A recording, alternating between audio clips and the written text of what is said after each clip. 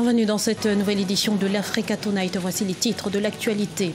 Le Cameroun ne cédera pas à l'intoxication des ONG. C'est ce qu'a affirmé le ministre de la Communication, Issa Tiroma, qui accuse ces dernières d'être à la solde des sécessionnistes. Coup de tonnerre au sein de l'Union pour la nation congolaise, parti d'opposition en République démocratique du Congo, alors que la formation a annoncé ce mardi le retrait de son représentant du gouvernement. Celui-ci a refusé de démissionner. Et puis le bonnet Aoussa, communément appelé Tongia, fait actuellement l'objet d'une exposition au Niger, une exposition artistique qui refait l'histoire d'un accessoire devenu indispensable pour certains. International Crisis Group, rappelé à l'ordre par les autorités camerounaises. Dans un récent rapport, l'organisation non gouvernementale a fait état d'un risque d'insurrection armée au sein des populations en zone anglophone. Des accusations fermement démenties par Issa Tiroma, ministre de la Communication, qui de son côté accuse l'organisme d'être à la solde des sécessionnistes. On fait le point tout de suite dans ce reportage de Viviane Baoken, notre correspondante au Cameroun. Un autre rapport alarmant sur le Cameroun. Cette fois, il s'agit de celui de l'ONG International Crisis Group qui pointe le risque d'une insurrection armée dans la partie anglophone du pays. Selon le porte-parole du gouvernement, ce rapport contient des contre-vérités, ce d'autant plus que cette ONG s'est livrée à un véritable réquisitoire à charge composé de faits et d'accusations sans aucun fondement. Pour Issa Tiroma Bakari, il s'agit là d'un prétexte pour la déstabilisation du pays. Nous avons affaire à une coalition ennemie, liguée contre notre pays et dont la question anglophone, après Boko Haram, n'est qu'un prétexte commode pour détruire notre édifice national et installer les conditions favorables à la satisfaction de leurs intérêts. Pour le porte-parole du gouvernement, ce rapport manque d'objectivité sur une observation et une analyse contradictoire de la situation, ce qui tente à confirmer la thèse du complot dont le seul but est de faire main basse sur les richesses naturelles du pays. Cette coalition, disais-je, doit savoir que le peuple camerounais n'est pas dupe de leur collusion et de leur visée déstabilisatrice. Tous unis, vent debout, pour éventrer, tailler en pièces cette conspiration ourdie par des prédateurs qui ne rêvent que de faire main basse sur nos richesses naturelles et qui, pour ce faire, se servent de ces ONG dans le but de déstabiliser et de faire régner le chaos dans notre cher et très beau pays. Depuis le début de la crise anglophone, de nombreuses ONG de défense des droits de l'homme se succèdent avec des notes d'information à charge contre le gouvernement. Ils dénoncent une mauvaise gestion de la crise par les autorités. Entre le gouvernement congolais et sa famille politique, Pierre Kongoudia fait son choix et il s'est porté sur le gouvernement. En effet, au lendemain de la décision de l'Union pour la nation congolaise, parti d'opposition, de retirer son délégué de l'exécutif, l'intéressé a refusé d'obtempérer. Les détails dans ce reportage de Jacques Omboka, notre correspondant à Kinshasa. Il ne démissionnera pas de l'exécutif, comme le lui recommande l'Union pour la nation congolaise de Vital Kamerhe, qu'il a mandaté dans le gouvernement dirigé par Bruno Tshibala, où il occupe le poste du ministre d'État en charge du budget.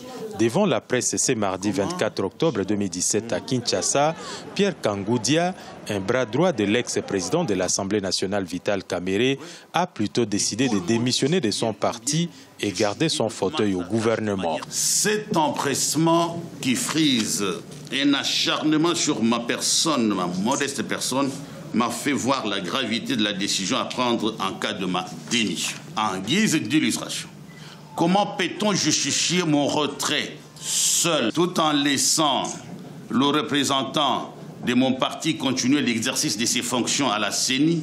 Dans ce contexte, je refuse, pour satisfaire les intérêts égoïstes et personnels de certaines personnes, de créer inutilement une crise au sein du gouvernement. Le bureau politique de l'UNC a pris la décision de se retirer du gouvernement le lundi 23 octobre 2017, estimant que l'application de l'accord de la Saint-Sylvestre est biaisée et ne permettra pas la tenue des élections en décembre 2017, comme stipulé dans l'accord. Compte tenu du fait qu'à ce jour, la CENI n'a toujours pas publié le calendrier électoral conforme à l'accord de la Saint-Sylvestre.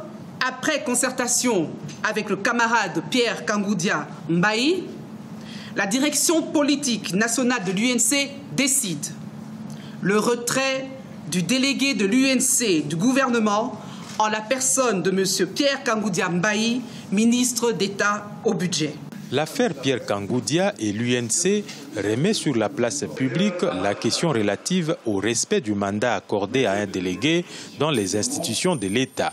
Devra-t-il perdre son poste dès lors que le parti les lui demande, si la question est bien définie au Parlement, ou un député élu sous le label d'un parti garde son mandat même s'il est déchu du parti et le perd s'il démissionne de lui-même?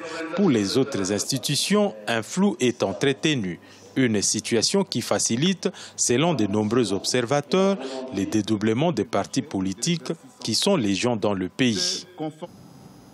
Dans l'actualité également, l'élection présidentielle aura bel et bien lieu ce 26 octobre 2017 au Kenya. Wafula Chebukati, chef de la commission électorale, l'a confirmé ce mercredi, affirmant avoir reçu des garanties des autorités concernant la sécurité des électeurs. Une déclaration qui intervient quelques heures après celle du président de la Cour suprême, David Maraga, qui a déclaré que la juridiction est incapable de statuer sur le recours concernant le report de l'échéance. En réaction à ces propos, l'opposant Raila Odinga a appelé au boycott du scrutin. Le président Uhuru Kenyatta, lui, se dit prêt à aller aux urnes. Il y a encore beaucoup à faire, a déclaré ce mardi le président nigérian Muhammadu Buhari lors de la 4e réunion de la Task Force présidentielle sur le programme de la monnaie unique de la CEDEAO. Pour ce dernier, comme pour ses homologues du Niger, du Togo, du Ghana et de la Côte d'Ivoire, l'horizon 2020 est intenable, mais le processus suivra son cours. Voyez ce reportage, notre correspondant au Niger, Sadou Alizé Mokhtar. La création de la monnaie unique dans l'espace CEDEAO, communauté économique des États de l'Afrique de l'Ouest, toujours d'actualité malgré la faiblesse des résultats récoltés dans sa mise en œuvre. Les chefs d'État membres du groupe de travail mis en place par la CEDEAO se sont réunis à Niamey afin d'examiner la feuille de route définissant les conditions de création de cette monnaie. 4 chefs d'État, Alassane Ouattara de la Côte d'Ivoire, Nana Akufo-Addo du Ghana, le Togolais Faure Gnassingbé et le Nigérian Muhammadu Buhari ont pris part à cette réunion. Les chefs d'État entendent mettre en œuvre de nouvelles formules afin d'arriver à la création de la monnaie unique en 2020. Par exemple, est-il possible d'envisager, suivant une approche gradualiste, la création formelle par les États qui sont techniquement prêts en termes de convergence macroéconomique d'une monnaie unique qui pourrait circuler comme une unité de compte à partir de 2020 dans un système de compensation dont la mise en place pourrait provenir d'une harmonisation des systèmes de paiement. Nous avons déjà suffisamment d'institutions.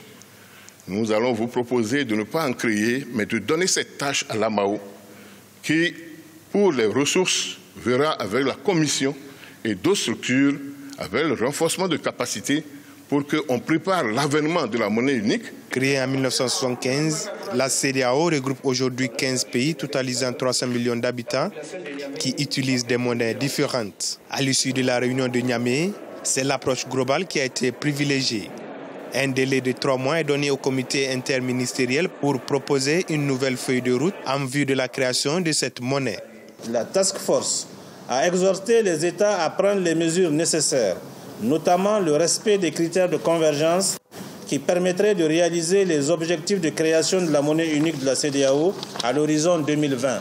Cette 4e réunion de la Task Force présidentielle sur le programme de la monnaie unique intervient alors que le continent est en plein débat sur l'avenir du franc CFA. Prévu initialement en 2009 puis en 2020, la création de cette monnaie unique ne cesse d'être reportée. Les chefs d'État se sont encore donné rendez-vous à Accra au Ghana en février 2018 afin de se pencher sur la question. D'où vient le célèbre bonnet Aoussa et pourquoi est-il aussi ancré dans le style vestimentaire des Nigériens? Eh bien, la question fait actuellement l'objet d'une exposition à Niamey. Artistes plasticiens proposent au public une exploration de cet attribut. Reportage de Sadou Alizé Mokhtar, notre correspondant au Niger. faire découvrir l'histoire du bonnet et sa place dans la société nigérienne. C'est l'objectif que vise Alishina Alakaï, artiste plasticien, et la photographe Absatou Bagaya. Aussi appelé hula en langue nationale Hausa, le bonnet reste profondément ancré dans le style vestimentaire des Nigériens. Il fait partie intégrante de la tenue des hommes. Le port de bonnet est considéré comme une marque de respect pour soi-même et est perçu comme un signe d'humilité de l'homme. À travers l'exposition dénommée Tagia, il propose une exploration artistique de cet attribut. On peut dire lui, il est gourmanté à cause d'un bonnet. Lui, il est Hausa à cause d'un bonnet. Donc, il y a tellement de choses, les bonnets parlent beaucoup. Loin cependant de se limiter à l'usage purement esthétique dans l'accoutrement, le bonnet a aussi un caractère culturel. Les bonnets en disent long sur les origines ethniques et sociales, parfois même sur l'appartenance à une lignée royale.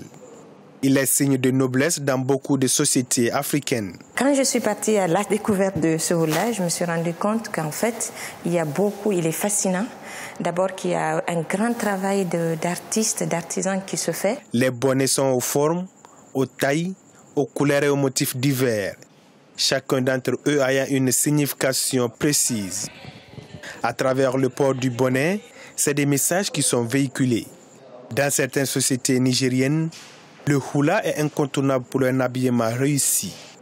À travers cette exposition qui va durer jusqu'au 7 novembre 2017, ces artistes plasticiens entendent faire connaître l'histoire du bonnet, lourd de sens et sa place dans la société nigérienne. Ce journal a été réalisé par l'ensemble de la rédaction. Nous vous remercions pour votre fidélité. Dans un instant, une nouvelle édition de l'actualité sur Africa 24.